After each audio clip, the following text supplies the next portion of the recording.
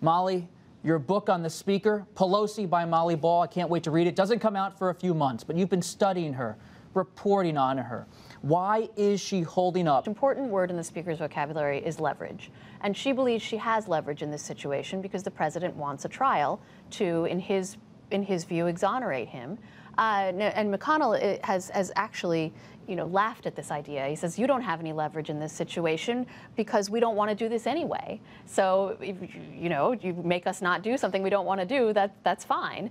But we know that the White House, the president, does want a trial. And so she does have a little bit of leverage, and we'll see whether she gets any response. Phil, what kind of trial, though, does President Trump want at this point? And Molly said the White House could be stewing. Is President Trump stewing? And in that situation, this pause, could he actually end up saying to Democrats, I'll provide some more documents and more witnesses? President Trump's been stewing for 3 years, so he's always stewing, but especially about this because, as Molly said, he wants the trial. He wants to be exonerated, but not just to be exonerated and acquitted, technically in the Senate, but he wants defenders to come forward and put on a show and defend him for his conduct. He also wants Republicans in the Senate a few minutes later to drag forward Democrats and give them a taste of what he feels like he experienced on the House side. So he wants Chairman Adam Schiff from the House to be dragged before the Senate and questioned by Republican senators. He wants Hunter Biden, the former vice president's son, brought forward into the Senate. There's back and forth negotiations going on right now between the White House and Leader McConnell and his office about these witnesses because McConnell has been opposed to having witnesses. He thinks it's too risky. Trump has long wanted some, and we'll see over the holidays whether they can find some equilibrium. Well, and I think the risky thing for the Speaker here is that she, as in many of these cases, has a bit of a divide in her own caucus because liberal. Meanwhile, Minister to move second reading, or Prime Minister to move second reading. There is a new mood in the UK House of Commons. The knife-edge Brexit votes of the autumn are now ancient history. The tension replaced by political inevitability. And in front of the newly expanded ranks of Conservative MPs, Boris Johnson was enjoying the moment.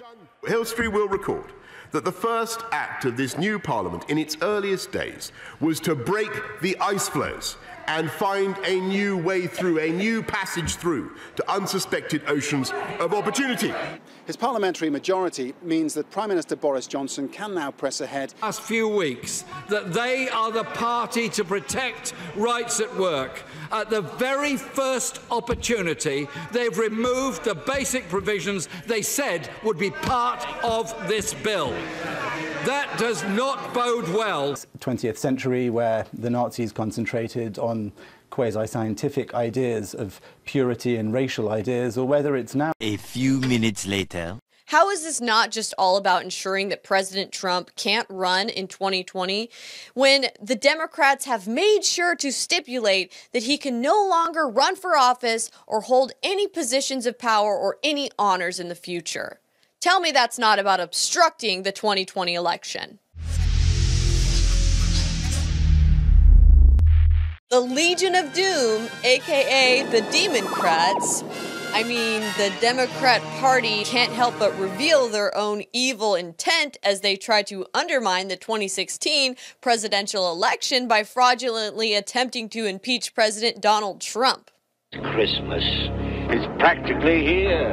I must find some way to keep Christmas from coming. The first vote for the impeachment inquiry was held on Halloween. Those in favor, please say aye. Aye. Those opposed, say no. Opinion of the chair, the ayes have it. And the last impeachment vote was on Friday the 13th. Thanks to Nadler making a last-minute schedule change. Therefore, the committee will now stand in recess until tomorrow morning at 10 a.m. Just push Jesus aside and go right for the Satan vote. Until let history be our judge, the committee is in recess. Mr. Chairman, this is the kangaroo court that we're talking about. Seriously, as if Trump's conservative Christian base isn't sophisticated enough to notice.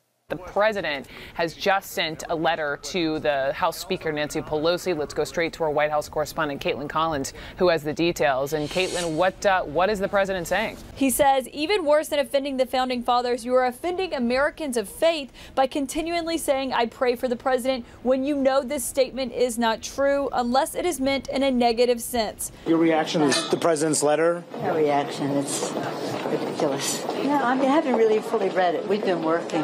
I've seen the essence of it, though, and it's really sick. It's a witch hunt. It's a sham. It's a hoax. But there's a group that's not amused. The Witches of Washington. To have the president of the United States claim